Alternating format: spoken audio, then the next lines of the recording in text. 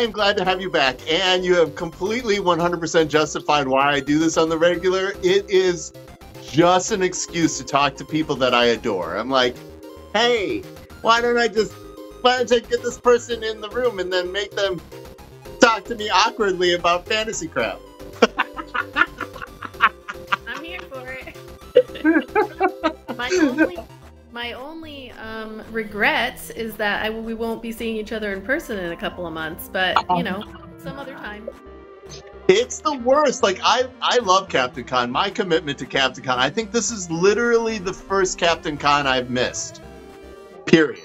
Like, I've been to every other Captain Con, and that's because Protospiel Minnesota wiggled its stuff around, and it's integral to how we do game design and promotion every year. And so, yeah, awkward. Next time. Not next time. Yeah. Yeah, we'll definitely make that happen. All right, so I think goals, especially if they're taken on a calendar basis, for the folks who don't know, today's topic is setting goals for RPGs for 2024. And since all role-playing games, would you agree with this, Izzy? Fantasy worlds have as much like depth or feeling as you bring to them. Oh, yeah. Yeah, absolutely. I mean, otherwise you're just kind of, when it comes to a fantasy world and gaming, you might as well you just write a book if you're the DM, which is fine. But, you know, if you're building it with other people, then the depth that a group of people bring is going to be so much more, as we see with the 50 plus years of history from everybody's favorite Dungeons and Dragons. You know, it started with 1-2 people and then grew from there and became better with the more so yeah, it's everything that you put into it. Otherwise it stays on a narrow path, or it can expand out. So yeah, long with you are, of course, a professional with a professional life. I am not an adult. I have a, you know, I am post-adult, as you know. And I often tell people the only adultism that I bring to my current incarnation is the fact that my love language is project management. Everybody's got to have that friend, and I am that friend. So I inherently bring structure around me because nothing makes me feel better than a plan. Like, oh, I love a plan. All right. And so when you're talking about goals and when you're talking about planning, can you think of any plans that you picked for this time soup, I mean this year, in 2023, that you got done for either your channel, as far as Dice Dragons Guild, or role-playing, or you as a DM, or one of your favorite characters? Can you name some of your favorite goals from this year that you have created, that you didn't even know that it was a goal to start with, or and ended up being a goal that drove you? Like, can you talk to that? Yeah, so from a, I guess from a production standpoint, from you know, all of us at the Dice Dragons Guild, this is like our fun thing we do on the side. We all have our careers, kids, families that all are coming first, and we don't have any, you know, dreams that we're going to become Dimension 20 or Legends of Evantris or Critical Role, you know, like any of that. But we did have goals this year of converting from being live to YouTube, which we absolutely did that. It kind of reduced some of the stress off of being live all the time and, you know, trying to be on and perform for people when, again, we're supposed to be doing this for fun and we're not making our millions off of it or anything. So we converted to YouTube. We still stream it on Twitch, and as part of that, I wanted to convert also to podcast form. So everything that we've done for the Dice Dragons Guild so far is also on a podcast, which has been really great to expand people's ability to listen to our story if they want. In addition, we really wanted to hit that 500 mark on our YouTube channel, and we were so close up through November. We were like at 250. And then late November, early December, I did like a giveaway and we blew past it. We're at the mark of the beast now. So we hit 666 and that's where we're at today. And I thought you were very going to say 9/11. so that was another goal. We made it there. The next goal, of course, you always have to have more goals as we want to make it to 1,000. So from a production standpoint, we've continued with our story. We have expanded the ways in which people can listen or watch if they want to. We have like four diehard fans, and honestly, it's the best feeling ever to have people who are like, again, there's four of them, but we're like, thank you for enjoying our story, and so yeah, those are Yeah, from how the. big the audience would be? Does it need to be? All right. So, to translate what Izzy said for something that a person might use for 2024 is bringing your role playing to a broader audience. That is an amazing goal. And it could be for more people. It could be, like putting yourself out there so you can relive your adventures. It could be recording your show. It could be transcribing your show. It could be not recording your show and saving it for yourself or turning it into a book. But this idea that role playing is something that is done in collaboration and in front of more people is a key aspect for setting goals for a particular year. Do you feel like you have any goals for that for 2024? So, well, speaking of Captain Con, which we were chatting about a minute ago, we're gonna be at Captain Con, the whole group of us. It gets again because this is like our hobby and something we do for fun. It gets hard to get the whole group anywhere except for Sundays between 4 and 9. But we did it, and we're gonna go to Captain Con. We're gonna be on a How panel. many episodes did you do in 2023?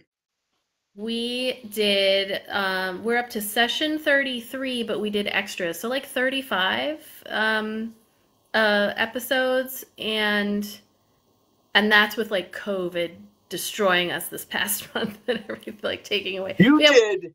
You got you got how many adults to sit down and play role-playing games for 30 plus sessions in 2023? yes, we won't miss a session unless I'm not there or we're all sick with COVID. Oh my gosh, Izzy, that is an incredible, like, adult schedules is really the beast. Like, if we're talking about like being someone who has other commitments and being a responsible human means role playing and getting those schedules to match is such a Herculean or Sisyphean task. It has killed more campaigns than bad DMing. So that's an incredible, like, hey, I want to, yay, yay. Yeah, we are able. Sundays are for D&D between 4 and 9, and everybody has it on there. It's like therapy and getting together with friends. But Right, we're with gonna try drinks. to expand on to cons, and we're gonna do a panel discussion at Captain Con this year about like how to record and share your story. Again, not that we're anything crazy, but just like if you want to just do it for fun, here's how you do Uh, it, and then play some games and yeah. All right. So, for folks who don't know about Captain in Warwick, Rhode Island, it is the first weekend in February. It is my favorite little con. Don't tell Con of the North that, which is our local con, but my favorite little con is Captain Con. The crowd there has always been incredible. They have something called the Game Passport, so you do activities at the convention, and it gets you stuff on their prize wall. So just for doing the things that you would have fun doing. You collect stamps the whole weekend. It is super duper fun.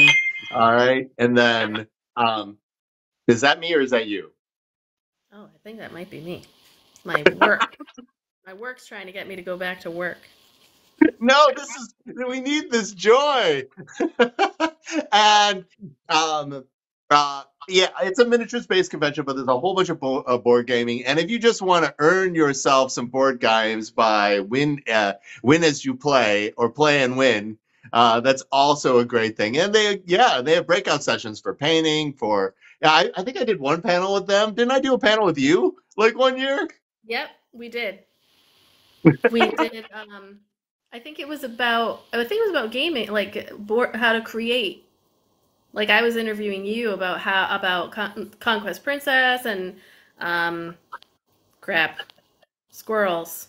Aren't there squirrels? Yeah, squirrel or not, absolutely. Yeah. I remember that having an audience of less than 4 people too, and that was fantastic. Yeah, no, but they were very interested. Like it's like you instead of having a group full of like 100 people who are like meh, if you have like five that are all about it, that's better, honestly. Yeah, Whereas it's fun. I think I remember going, "Hey, let's just all sit at a table and talk like normal people." right, exactly. That sounds like me. I'm yeah, it's less weird that way. Um, yes. So that coming up. So your goal is to do more conventions with the channel. Try to do as many sessions.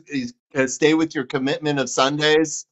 Hopefully, get Oh yeah, less plague is on. we have been doing Sundays since January 2020. And and during the pandemic, we had to switch it up to like Saturdays and Thursdays. So we did like when the pandemic hit, before the pandemic, we had just started January 2020, we started Sundays. And my thing as a DM is I will play no matter who shows up. So if I lose a person, we're still playing the game. We'll play something different maybe, or but we are always playing on Sunday. When the pandemic hit, we started playing on Thursdays and Saturdays and Wednesdays, whatever day people had available, we would play because it was a crazy time. But once we got right back into the swing of it and started playing in person again, which was I think it was like October of 2022, was it only last year? Time again. We went right back to Sundays. Yep, and we play every single Sunday unless I am not here. So that's a fantastic goal too. Speaking to my core being of project management, one great goal that you can set in 2024 is consistency. And the way you make consistency happen is you make a rule that there are no exceptions. Exactly. Yeah. We are playing. If you show up, you're going to get a cocktail and a roll for initiative or whatever you want to do. Like, we are going to play no matter what. That is a great way to, part of this discussion today about setting role playing goals for 2024 is how do you make your goals lift you up instead of weighing you down? Yeah. Yeah. Yeah. I think going back to what you said about consistency. Hi, Redbeard. Um, I have seen some DMs, and everybody's, I'm not poo-pooing on people's ideas here, but just I've seen some DMs where they'll say, well, if everybody's not here, then we're going to cancel and we'll wait for everybody to go. When it comes to role-playing games, that is a surefire way of never playing ever again. And you get these in part because we have set for Dice Dragons Guild that every Sunday, unless I am not here and I give plenty of notice, um, we play between 4 and 9. I have to pay for a babysitter for this, by the way, which is part of the reason why, because my husband also plays. So we pay Yeah. for someone to come watch our kids while we are in the next room playing. Um, from 4 to 9 p.m., we play on Sundays. Now, if you say, well, but if we're missing one person, then we don't play, then all the way up until Sunday at 3 o'clock, everybody's like on the edge of their seat, waiting to see if they're going to play the game. And then if they don't, well, then there goes their plans for the day. They've set aside all this time. Eventually, you stop prioritizing that time for your game. Yeah. And we're adults here talking about games, but it's like this is like our therapy. This is our group session. This is us all coming together. This is the time we have set aside to just escape from this crazy world that we are in for the limited time that we have. And people look forward to it. So, like I said, if we are missing too many people, like 3 out of 5 players are not here, we'll play something else. We'll play a different game. Or if I had planned to run a particular thing and that key player isn't there, I have other side quests in the wings, or we play a different role playing game. Like I expose them to something new. Um, but we always do it. So now, so that people don't then say, well, I'm not going to prioritize this on Sunday because it's probably going to get canceled anyway. So then they stop making that time available to themselves, and then you never play again. So All I right. There's two things I want to talk about because of that wisdom. Okay. Number one, making it so that people's energy in that direction is always rewarded. And number two, people never feel bad if something happens, like adult something happens, like everybody wants to be there. You have to trust everybody. But if they can't make it because of some very serious whatever it is, then they have not destroyed other people's fun. It's not only deprioritizing it, but people don't want that responsibility and feel awful for being a good person other areas of their life. So setting up a set of rules so everybody can feel good and succeed is part of how you make your goals happen. Okay? yes, yes. Now, number two, and this comes up a lot, and I talk about this a lot in psychological terms, but it also comes up in urban planning and sociological terms, and that is called third place theory. Have you heard me talk about third place? So Okay, so third place is the theory that to feel like a complete person, you need another social situation outside of work and home life that recognizes you as an individual rather than your role. So, where you are one of many instead of one in a hierarchy. right, right. Yep. And that third place is a real complaint. You'll see, this is actually like TikTok has discovered that I talk about this on the regular and has started feeding this to me. Um, it is a real place where people in Europe or other places might go to a cafe or a communal space to be with others, meet others, work on creative things. In our suburban, structured United States, that becomes very difficult. And the difference, even though cost of living is insane in Europe, it's $3 for a beer or coffee. Yeah. And it usually comes with a snack, right? Like you can't say hello to Starbucks or any other like equivalent for under $10, right? Right. Let alone hang out there and meet and interact with other people. Like the best you're going to get is the laptops there. Like everybody's on the same side of the cafe looking towards the barista because nobody wants to make eye contact. No, that's true. You know, I hadn't thought about that third place where it's like, oh, somebody had recently mentioned, oh, yeah, one of my friends, when I brought, we have like Tavern Tuesdays is something I'm trying to work out because we're in the Dice Dragons Tavern, the sign's up there in my That's garage, converted garage. And one friend was like, you know, I stopped by this pizza place and they used to go there all the time and it had been months and the person behind the counter recognized them and they said like it felt so good to be recognized as a regular at a place like and that is what, you know, the bar or the cafe or whatever, that's so true where that third place that you go where you are amongst your people, whether it's your favorite bar, cheers, you know, whatever it is. Here it's around the table, but it we've had numerous people in our group, especially during the pandemic, but even afterwards, who said like this space is what got me through this hard time over here. Is knowing I could come here and, you know, 90% of the time we were going to be together doing this thing.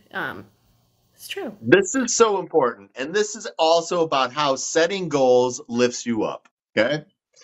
Being rewarded for doing your thing is so important.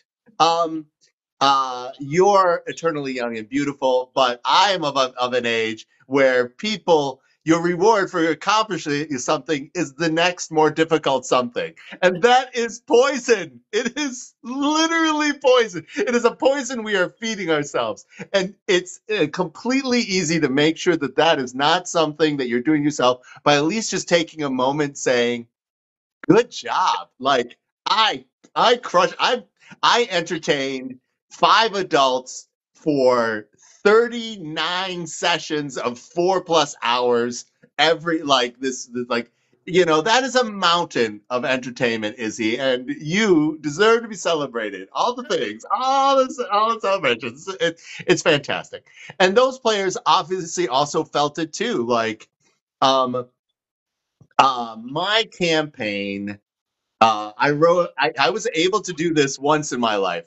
It was 12 hours every Sunday for uh, 18 months. Wow. And I took Wow. those characters from zero to end of the world.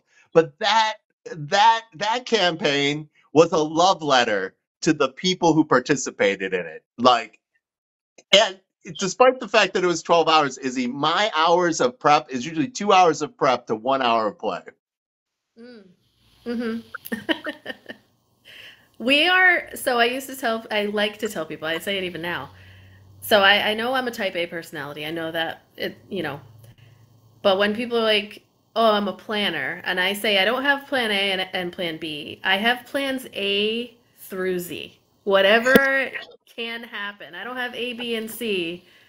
I have Z, and sometimes you need to just wing it, but in my life, I don't only just have three plans ever. So I can feel that So 2 hours. uh, I developed into that area. Like growing up as kids, I was the person they went to if they needed an adventure. I always had an adventure. I was a drop of the hat, shit. The guy who would keep everybody entertained. No matter what. You make a character, we play with that character, that backstory. I was weaving stories immediately. Um, and I grew out of that. I was like, I'm like, that's a good skill to have. But what about this other thing? Where, what if I did this other thing and then this other, so I would never be, I'd always be unflappable because there's always an answer to everything. But what if I gave them as much, like opportunity to run into the world without any improv, like what would happen there? And I absolutely decided that world building and that kind of stuff, I fell in love with it. Now, the person that I know whose campaign I want to play in, who does more prep that I know on record, is Gary Ray from Black Diamond Games out in California. And Gary does 4 to 1. He does 4 hours of prep to 1 hour. I'm like, Gary, tell me who I need to murder at your table to get a seat because I want to play in that game. Oh yeah. Yeah. I try to do like one active hour, but then there's always it's all I'm thinking about in the background typically, or I'm in especially shower thoughts. That's where I'm like sitting there like, hurry up and lather up. You gotta get this written down. Yeah, I feel. Yeah. Oh my gosh. Yes. It has always been a place to be rewarded for your creativity. So, uh, uh, I went to college for creative writing and alternative lit, Mm. and I discovered multiple 100+ page manuscripts in that I cannot write likable characters. Right. But I had always, like, 12 plus years prior, because I started DMing early, uh, I never had to write them like as a kid or as a DM. I always write the bad guys, like the despicable people, like people you want to hate. Maybe one sympathetic person, but it has always been my players who are the likable, like, and maybe that's the story of my life. Like Yeah, the likable people come from the people who sit down at the table. right, right. No, that's really true. I have some NPCs that I've intentionally made gray enough to be likable, gray enough for them to be sad if they died. But, Aw. you know, I think I am able to play sympathetic characters who have like some one or two unlikable streaks about them that generally ends up happening in the characters that I myself get to play. yeah, I know I have run crushingly sad and dark stories for my players. I kind of tend to lean that way as well. like I'm like, yeah, don't bring these moments. And it's almost more crushing are the small, like, in between sessions or the side adventures where Yes. a player can really explore the depths of their individual character's idioms that ends up creating such sort of epic, like, momentum internally for the character. Yeah, yeah. I love it. That's my goal. That's my one of my goals for 2024 is getting everybody in their emotions during our long campaign. Oh, all right. So I love this. Are you going to take them to the rainbow of emotions? You want to make them laugh. You want to make them cry. You want to make them feel like sad. You want to feel them feel love. Like, what is like, where, like, in the feels range, what do you want to do? So they're really good at the laughing part. So I leave that up to them and I can throw some jokes in here and there. But they at least two of the characters have decided to have a love thing going on or but a crush. There's a crush, but one of them has somebody on the side already. And then the other two characters are married and they've dabbled in chatting about it, but one of them is kind of he's a dark and broody type, so I don't know how far he's going to go. And then my husband plays, and he just kind of reconnected with an old fling on his side. But I got him with a really good one where it was his mentor had betrayed him, I guess, is the way to describe it, or at least that's what he believes.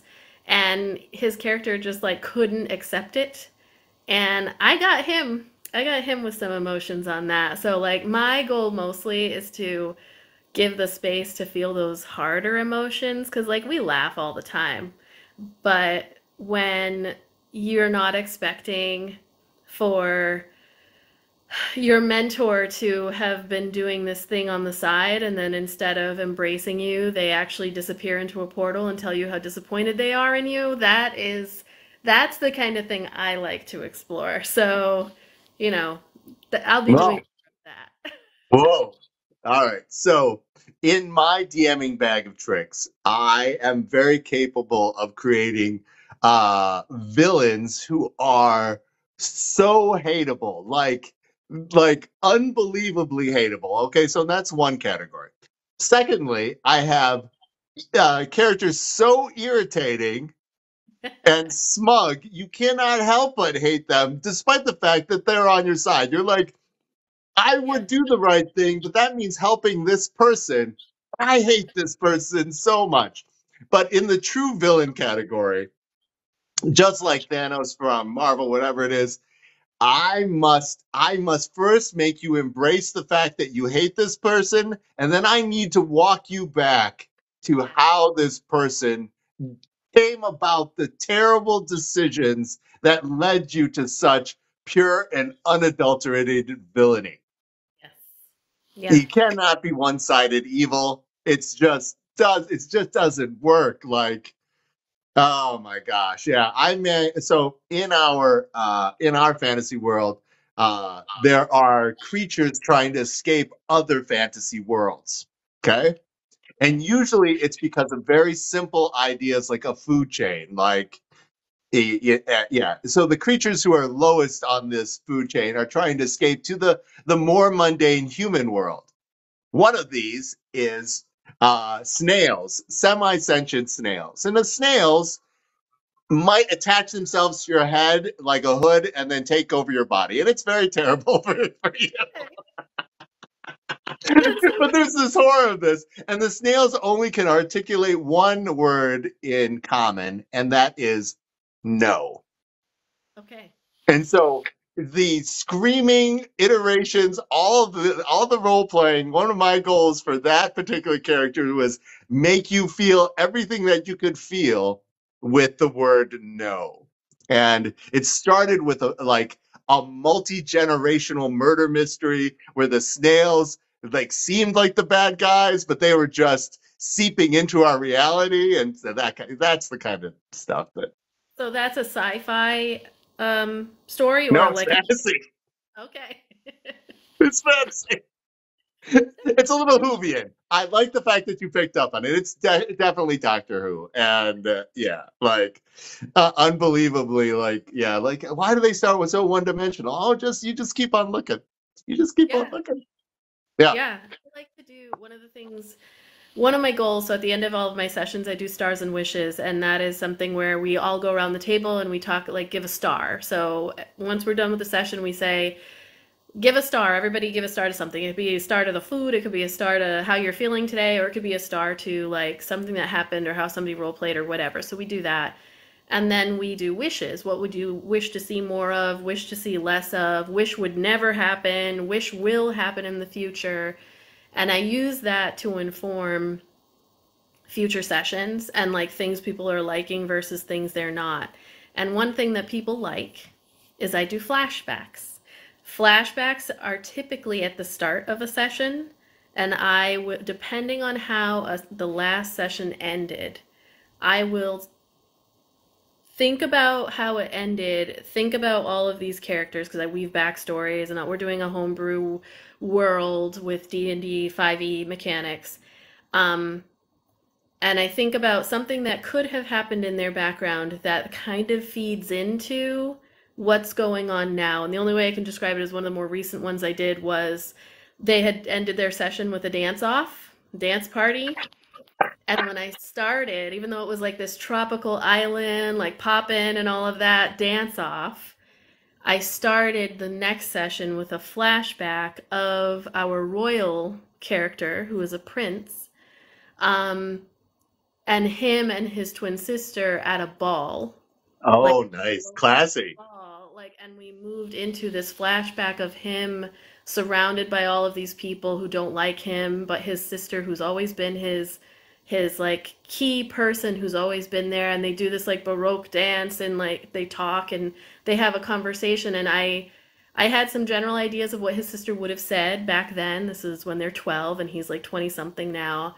And we went back and forth, and then it transitioned into, and you're thinking about this as you are standing on this dance floor, and there's a different feeling of this excitement and this raucous dancing that's happening all around you, such a different air than what Oh you. my gosh. I You do put that. on the emotional rainbow sentimentality and nostalgia. That's so hard for your characters. Izzy, that's great. All right. One person who needs also been great this entire time. Sonia, thank you for giving us so much love during the live with your likes. I appreciate it. I see the little hearts. It does keep us as a joy in the algorithm. I do appreciate that. Today's topic for folks who are just joining us, we're talking about setting goals for 2024. And Izzy was like humble bragging, something that I am a DM is wildly jealous that I didn't get to play in such a situation or love that kind of stuff. Using structure to create feeling. Simultaneously, Izzy says in their sessions, she already has a mechanism so that people can show appreciation and approval for what's going on. Yes, yes. Lots of things about today. We're talking about ways to make your goals help lift you up, and some of these is manner. You would be really, really surprised how taking a book from Organized Faith can help your mental health, even if you are not a person who is into like organized religion. And so, one of the things that people should really embrace is the fact that the brain loves treats. And you can inspire better behavior in your brain by giving yourself treats. So, one thing that's very common to a lot of practices is showing appreciation before a meal and then rewarding that sense of appreciation with food. Mm, right. Okay? Like, giving yourself an opportunity to feel connected to a whole bunch of things and then rewarding that with food. Okay? Yes.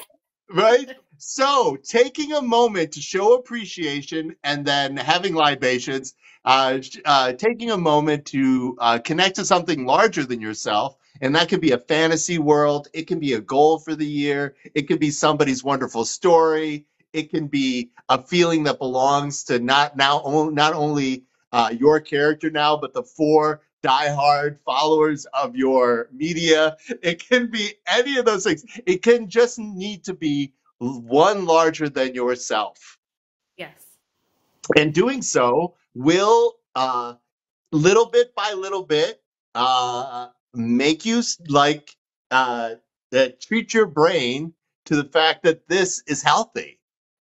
And Yeah. it's super duper good. So when you're setting your goals for the year, think about a feedback engine that helps elevate, right? In the earlier part, we were talking about what happens if you don't make your goals. Like people feel like they deprioritize it or they feel like they ruined everybody else's fun. Both of those negative loops end up feeding on themselves and then making people deprioritize role playing games, Yeah. which is bad. So instead, you should always give them a reward for showing up. Oh, these people are making it, but guess what? We are going to do this, and you pull out the quiet year. We're going to play the quiet year, and we're going to make this happen. Yes, absolutely. One of the times we played, and this actually feeds into another one of my personal goals, which is to play more games.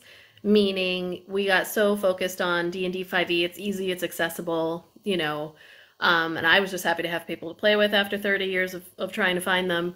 Um, I want to play more games, and one of the things that I use as an excuse really is if we don't have enough people, then I'm going to break out one of the other games that I have on the side that I'd like to play. So we fairly recently, I think we were down two. So there's six of us total. We were down two people. I had planned on playing a particular game, but one of the people that was out, it's her backstory. She wanted to be part of it. So I was like, okay, we won't play this one. We're actually going to do it on Sunday. Um, we played Fiasco, which is another TTRPG. So much fun. And we played it wrong, but it was still fun. You make your own Coen Brothers movie basically, and it was so different from what they had done before. Because I've branched out again. I've been playing since I was a child, literally Right. 30 years at this point. So they had so much fun from like breaking away from that like comfort zone of 5e and experiencing Fiasco of all things where you just kind of roll with it. They're like, what do we do? We do roll anything? I'm like, no, you just set the scene. Like, what do you want the scene to be? And then you play it. We like laughed, we have new inside jokes from that, and it I want to expose my group of folks here that have dedicated their Sundays to more games. We have a LARPer, so we're gonna LARP for the first time here in a few weeks. There's a woman who creates LARPs. Her name is Jenny. I don't want Dywald, I think, or Dewald, and you can look her up in all the LARPing places. But she's gonna run a game for us, Tales from Across the Sea of Stars. And it's going to be here, and we're not going to film it. We're just going to play it, but no one else has LARPed except for me. So it's kind of like I'm breaking them out of their comfort zones, but bringing the creators of games into the space as well to All right. do it right. For folks who are looking for that indie role playing experience and not where to start, I very much suggest things like solo RPGs, like A 1,000-Year-Old Vampire is a great way to experience what it can be. Role playing is different than board gaming in the fact that role players, when they buy a game, they can be proud of it and never play it. They're like, I got that game. And that's because it's small and it has ideas in it, and they'll take it and they'll recycle it or do whatever they want. And it inspires them. It's like owning like an interesting like scrapbook to bring to other places, right? But board gamers have a shelf of shame. I bought this game and I never play. And they're like, oh, role players do not have that. Like that's probably like a real consideration if you buy a game and you're like, hey, I'm glad I supported that person. This is the kind of stuff and whatever, and you feel like this is a mark against your soul for not playing it, which is terrible. Again, you should do that. you might be a board gamer. But if you buy it and it is a celebration of indies and you're like, hey, I'm really glad I could help this guy out, and I like look through this, or I'm going to re-gift this, that is a role player's quality. Like, Yeah. and it's also probably because, like, are you going to participate in Zine Quest this year in I don't February? know what that is. I've never heard of that. I can add to your life. All right. So Zine Quest is in February, more or less. It is on Kickstarter. It is one of those critical areas, and it's not just on Kickstarter, but it is where a whole bunch of mini publishers put down a zine size RPG, and they all like support each other and put their like $10 Kickstarter up at the same time. Oh, wow. Okay. You should, if you're looking for things that are out there or want to support new and upcoming voices on the cheap, or see an event that's on the like fringes of RPGs, Zine Quest in February is a great way to show support and experience things you're never going to experience other places. Okay. Yeah, Good to know. absolutely. Now, as far as like other like quality indies, some of the games that I've been mentioning are distributed by, or you can get from Heart of the Deernicorn. You can see them here on TikTok, of course, but they also have the sort of distribution rights for. I think my favorite in the indie circle right now, as far as compliments to Dungeons and Dragons, which is Wander Home. Izzy, have you done Wander Home yet? Nope. Hadn't heard of that one either. This you should buy. You should go and you should do this. Um, it is a anthropomorphic world, so they're all like Redwall. They're all humanoid animals uh, in a world that is post-war. Okay. Okay. So your characters, your animal characters, cannot do violence. If your character ever does stealing or violence, they can do it once if they're the right archetype, but then they become an NPC. They've given away to the madness that ended the world. So it Okay. is a post-apocalyptic world, a fantasy world where the players are just trying to find each other. Oh, wow. Oh, man. That already sounds rough.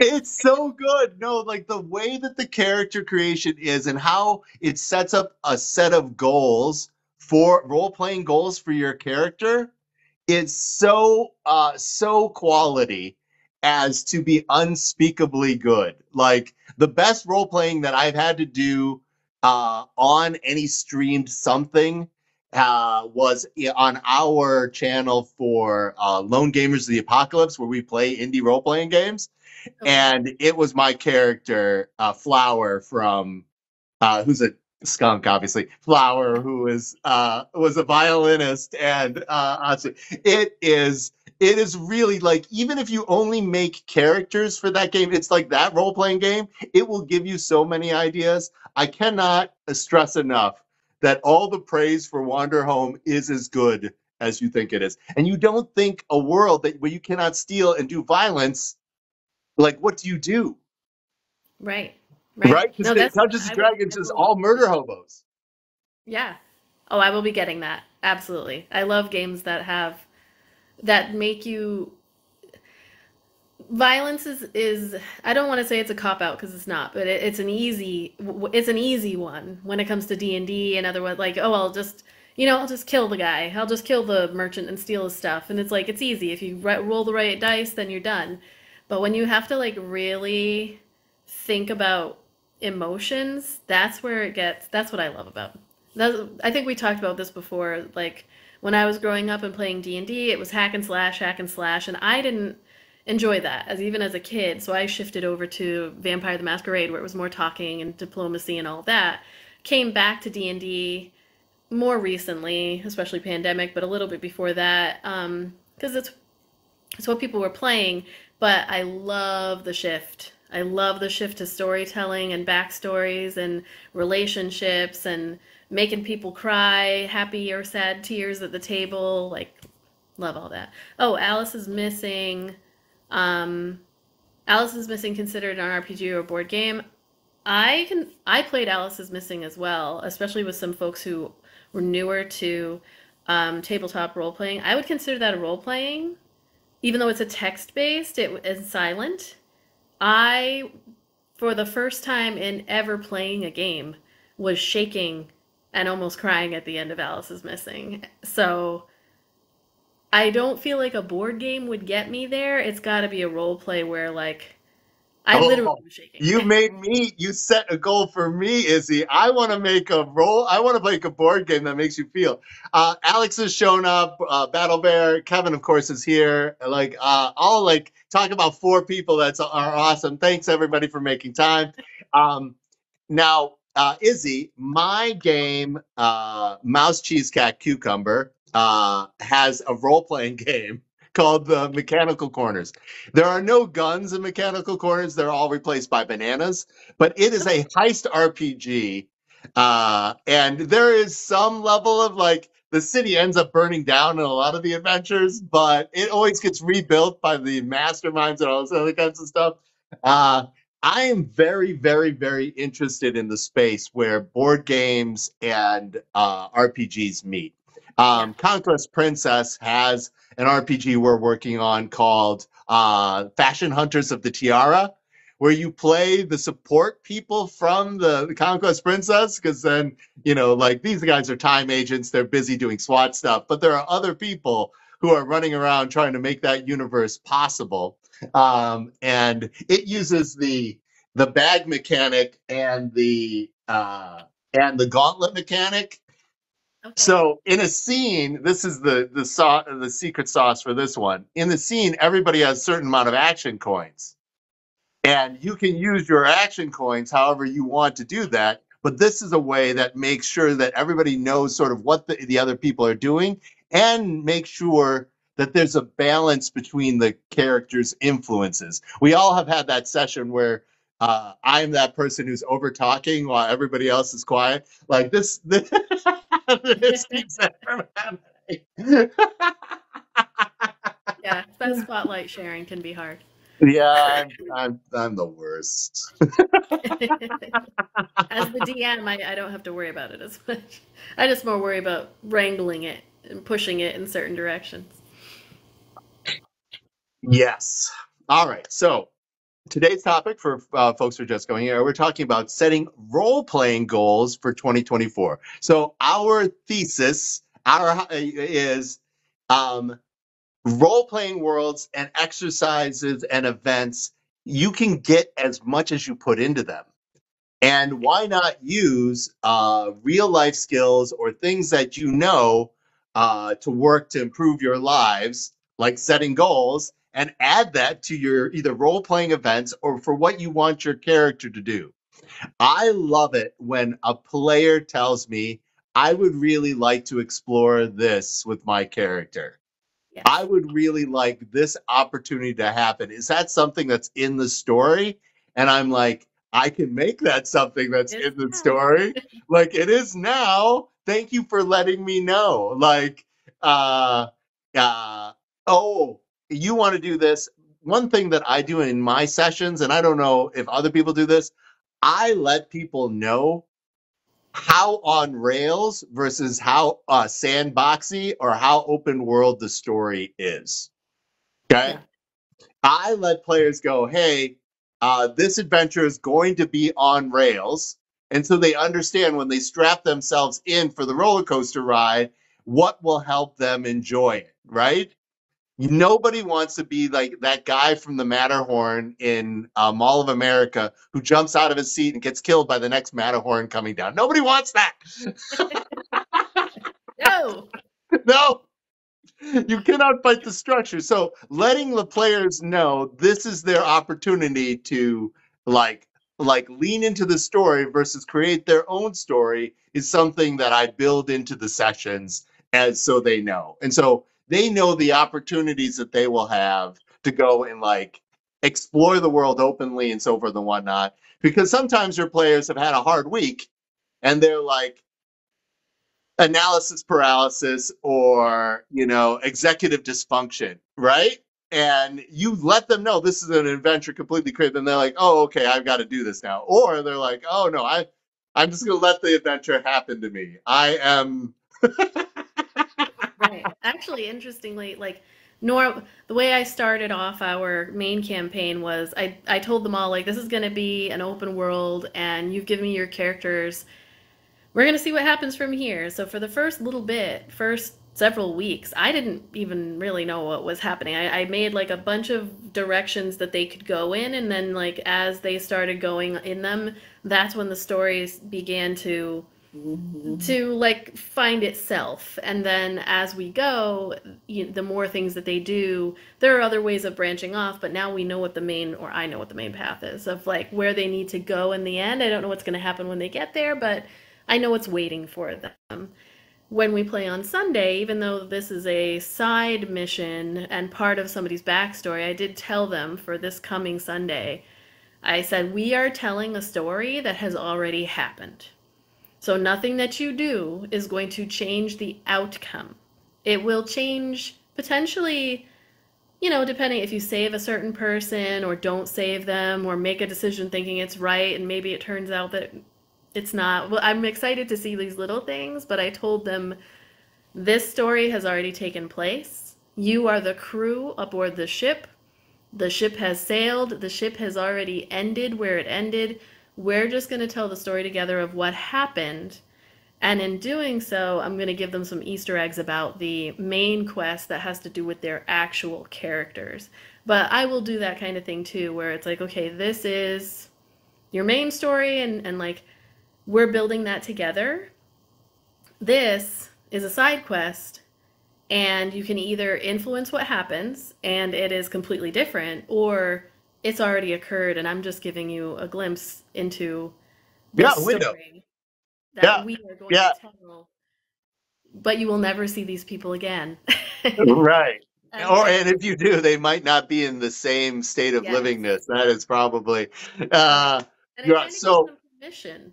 When you do that kind of thing, if you're like, hey, this is a side quest of one story, this is the only time you're going to see them, let loose, role play. Like, give yourself permission to be that person because they are gone after today. This is it. There is no them anymore. So you don't have to hold back or be nervous or just like release. Be this person. They will never exist again in the world except for yeah, today when we play them.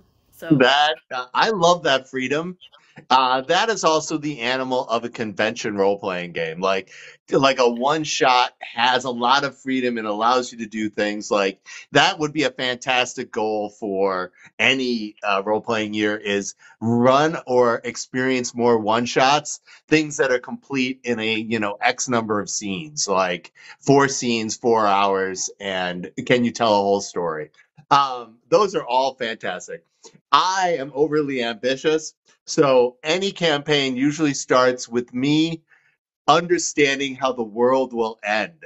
Like the Great Mystery Campaign, like the Great Campaign and the Great Mystery Campaign have everything to do with the mechanisms of how things cease to function and how the players decide to interface with that story.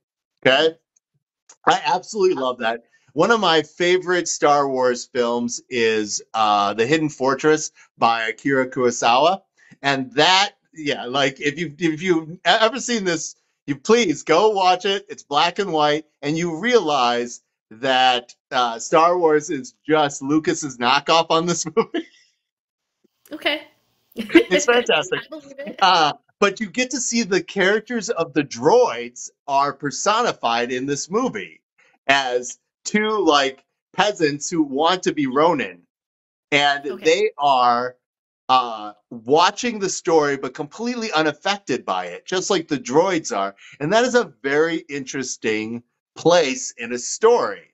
And so I always leave that place available for my characters if that's how they want to be. Sometimes they want to be Luke. Sometimes they want to be, like the young guy who's being pushed by everybody. They're the source of the action, but they really didn't make any decisions. Somebody just sort of forced them into it, right? Yeah. But sometimes they want to be Sir Alec Guinness, sometimes they want to be Palpatine, whoever you want to be. And it's like, but the mechanisms of the end times are in place. And that is how I know I'm going to run another campaign when these feelings of doom are just too strong to go away. I must destroy the world, and they the, must stop me. Yeah, it's like the world will eat itself. Who wants to watch?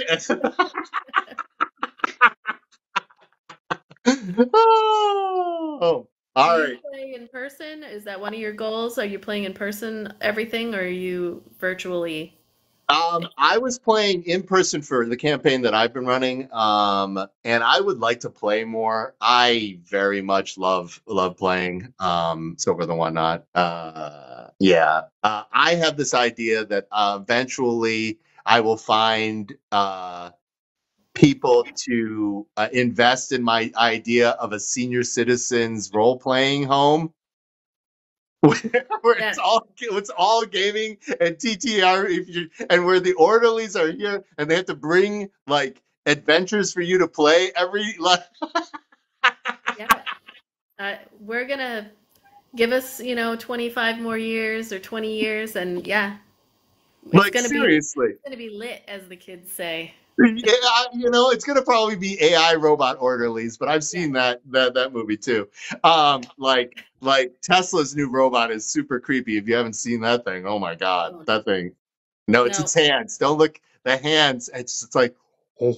Okay. So, Izzy, we've made it through another hour together. Yeah. High five. Yay! And so this is the wrap up. Please tell us what people can go and do and get excited about, and what you've got coming up. Well, so Dice Dragons Guild, we're on YouTube. If we do, we're not like um, Legends of Evantris or Critical Role or Dimension 20. We're more just like it's your home game, but on screen. Um, we are playing a long main campaign, so you can find us on YouTube. You can find us on Spotify and iTunes if listening is better. We're playing in our homebrew 5e campaign, Eliothus, Land of the Woven Suns. There are two suns. Oh, Um, you can hang out with us on Discord. We do Friday night movies and watch parties. And yeah, we're just going to keep on doing. You can find us over at Captain Con on February 3rd, which is the Saturday. At 11 o'clock, we'll be doing a panel on like how to record your games and get on Twitch or YouTube in whatever capacity you're looking to do it. And yeah, we're around with the compound in South Coast, Massachusetts. Yeah, I keep mentioning Captain Con like everybody on here is from Massachusetts. So Massachusetts, Rhode Island, Captain Con, and we have like a South Coast, New Bedford, Fairhaven, Fall River area of folks that are just we're building up this gaming community, all and right. we're all here. It's on a Friday night. If you want me to come run a TTS of Conquest Princess or any kind of thing for you and your folks, let me know. I would love to do that. Yeah, yeah, That's fantastic. Definitely go to Captain Con if it's first week of February. If you're in and around Warwick, Rhode Island, it's fantastic. It's worth the drive. It's my favorite little con. All right, for us next week. I will be doing, and you'll love this topic. We're doing voice acting and gaming. oh, yeah, Our special guest will be Kevin, Mr. E, and because he conned me into being Superman for his radio drama for the nice. Fenton, Michigan players. So I am Superman. Worst idea ever. Like the outtakes of this alone will get me canceled. So we're going to talk about with Baldur's Gate, with like indie RPGs, with podcasts. More and more we see since the period of radio dramas, voice acting becoming something that people are very conscious of. Be it anime dubs, be it translated from K dramas, like voice acting is now becoming more and more a fabric of our society. And we're going to talk about all that. Kevin himself narrates books, audiobooks, And so he's going to be our expert about this kind of thing. Um, Otherwise, my content here on this channel is going to be everything having to do with Conquest Princess. We're coming up on the mini campaign for that in February for Night of the Necropede. So if you have not had a chance to support indie board games or this channel, please go to the Kickstarter, look up Conquest Princess on Kickstarter, and at least follow the campaign and let people know. Izzy, I have a question for you. Uh, I often say Conquest Princess is for women like Woman is for women. It is female empowered ass kicking. But so much of gaming that is has it so that women can invite themselves in are cozy.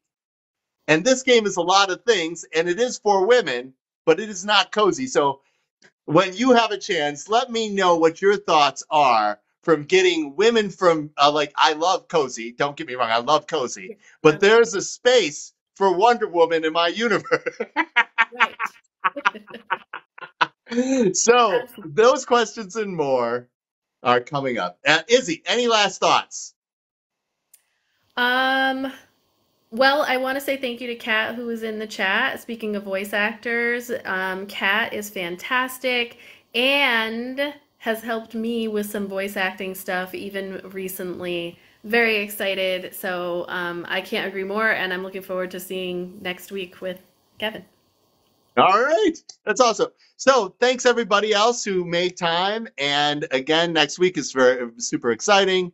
Uh, ooh, oh yeah, yeah, aggro. We're doing this. And I wish everybody stay safe and have fun. Bye, Izzy. Thanks so much.